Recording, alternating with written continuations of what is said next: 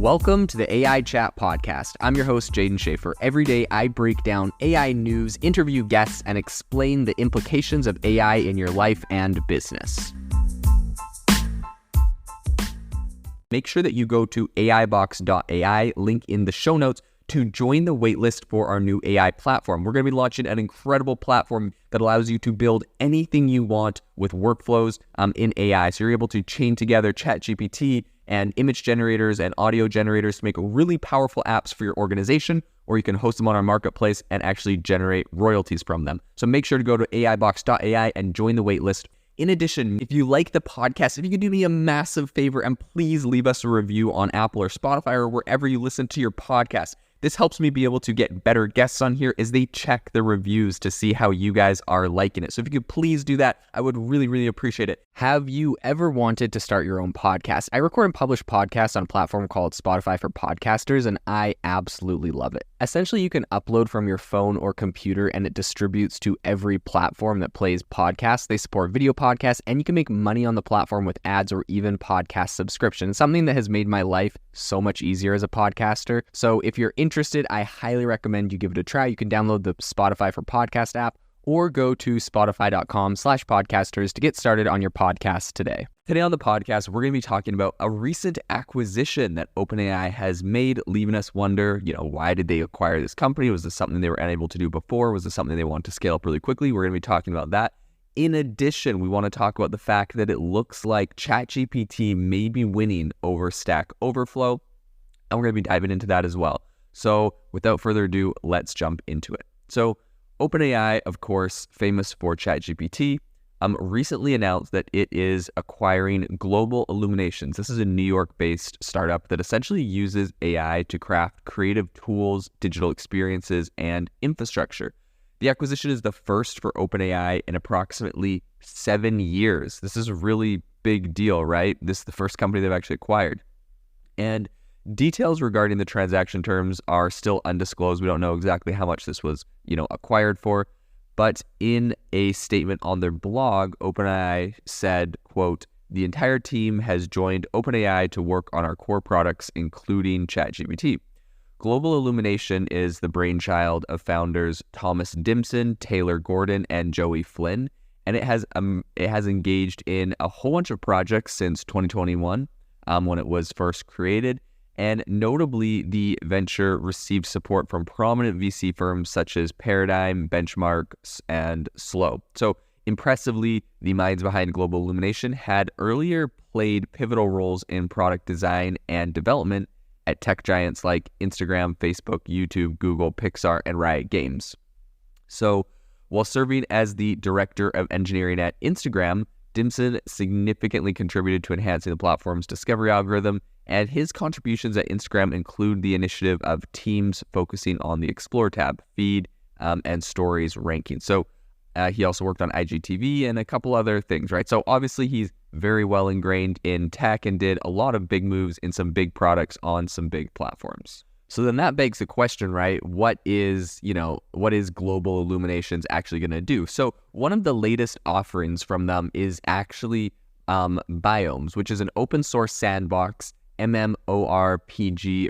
It's reminiscent of Minecraft, but crafted from web platforms. So the game's future remains really ambiguous, and given the recent acquisition, it's possible that Global Illuminations endeavors under OpenAI's umbrella might, veer away from entertainment-focused projects and more towards other things. So though OpenAI has previously steered clear of acquisitions, I think the AI giant right now, they have a lot of money in venture capital from Microsoft and other VCs, and so they have been proactively funding and offering grants to different AI firms over the years. And I think evidently AI is strategically positioning itself for a significant commercial breakthrough. So despite GPT-4's worldwide usage right now, I think OpenAI reportedly funneled over $540 million into development last year.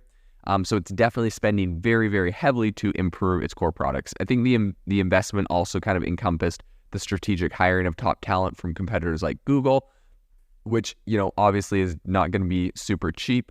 And in addition, while OpenAI's revenue touched $30 million in the year before, CEO Sam Altman has reportedly informed stakeholders about ambitious plans aiming to scale this figure to 200 million in the current year and envisioning a really robust $1 billion the following year, which could be impressive, but in order to pull this off, they're definitely going to need a lot more help. And it would appear that this new company they've acquired is going to help them do just that.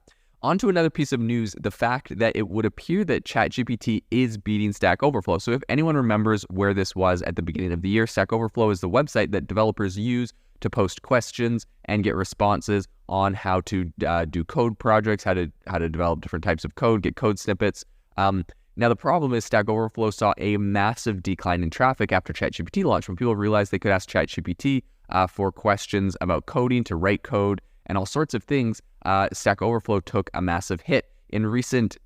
Just recently, Stack Overflow has made a lot of changes to its settings, saying that they are going to charge people to essentially use their data if they're going to train models, because I believe ChatGPT trained with using Stack Overflow data, which is, pretty tricky for Stack Overflow. And in addition, I believe they're training their own AI model for developers. But with all of that underway and all those announcements, it would appear in in today's term that ChatGPT may still be winning. So even with all of the super experienced data that Stack Overflow has, and I think it still is a really big tool. Data from an analytics firm in May said that the platform's traffic declined on average 6% in every month of the year, culminating to 17%, a 17% drop by April, right? So we're just seeing month over month, Stack Overflow's traffic is getting cut down due to ChatGPT. So a study at Purdue University titled "Who Answers to Be Better? An In-Depth Analysis of ChatGPT and Stack Overflow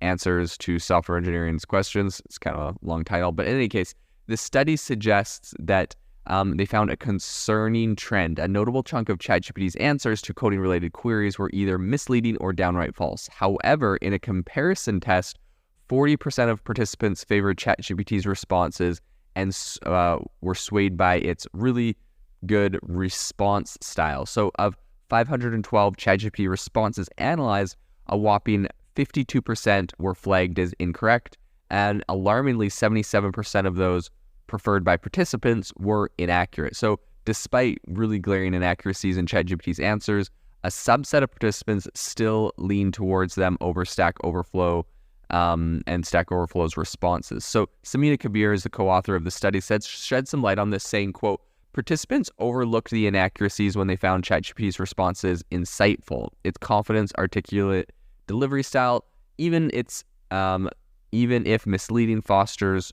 user trust." So according to Kabir, the blend of this language really makes people like it. So while language models like ChatGPT promise really quick answers, they are not always 100% accurate. So Stack Overflow recognizes these pitfalls and has prohibited ChatGPT derived responses, right? You can't ask coding questions on ChatGPT and post them on Stack Overflow. So a lot of people are doing that right at the beginning of ChatGPT.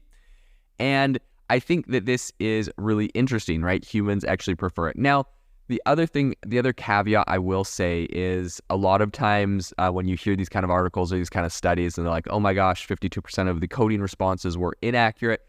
That might be true, right? If someone says, and also I'll define inaccurate, but you might say like, hey, code me something that does X, Y, and Z. It spits out some code. Now, a respondent might say, okay, this looks great. Pop it into wherever they're developing, and then they're going to go debug it. They're going to fix whatever's wrong. If you're kind of a semi-experienced developer, you're like, I just need something to throw something together for me real quick. I know it's going to be like referencing libraries that don't exist, whatever. I can go fix those and change those. And Stack Overflow might be more cleaner code that you could instantly copy and paste, but perhaps it's harder to find the result on Stack Overflow. I'm not 100% sure, but what I will say is on the projects I'm currently working on, my developers literally say they cannot live without GPT-4 and that they use it every day. So, and also that they have went away from Stack Overflow a lot. So I see this in real time playing out across real companies. And I do think that, while a lot of these studies are going to be saying, so it's funny because the takeaway from the study is ChatGPT is winning, people prefer it. And then everyone's like, yeah, but it's less accurate than Stack Overflow. it's like at the same time, sometimes all it needs is a few tweaks to what ChatGPT is coming up with, and it can come up with it a lot faster, and it can do a lot bigger components than Stack Overflow. So I think it does have a lot of benefits, and I don't think people should get, I think inevitably we're going to get less caught up about like, oh, it has like errors, and be like, oh my gosh, it wrote me like an entire page of code instead of like 2 snippets that were perfect from Stack Overflow. The entire page needed a couple tweaks. So, well, you could say it was an inaccurate entire page. In 2 seconds, it wrote an entire page that I would have had to piece together with a bunch of different things from Stack Overflow. So there are some pros and cons to it, but I definitely know a lot of developers that can't live without it. And so because of that, I think that ChatGPT is only going to get better. And I think Stack Overflow really needs to up its game. It needs to get its AI assistant out there ASAP and scale it, because that is really where the space has gone. I think right off the bat, their biggest move as soon as they felt threatened by ChatGPT was to replicate it with their own code base. It feels like they just recently started doing that. And so, I mean, for their sakes, I hope that they get it done sooner than later. But it's going to be an interesting space to follow and see if once they do create something, which they've announced they will, if they're able to actually compete against ChatGPT, or if the brand name's so big and everyone is already using that by that point. So definitely an area to follow in the future. This episode is brought to you by Shopify. Forget the frustration of picking commerce platforms when you switch your business to Shopify, the global commerce platform that supercharges your selling wherever you sell. With Shopify, you'll harness the same intuitive features, trusted apps, and powerful analytics used by the world's leading brands. Sign up today for your $1 per month trial period at shopify.com/tech, all lowercase. That's shopify.com/tech.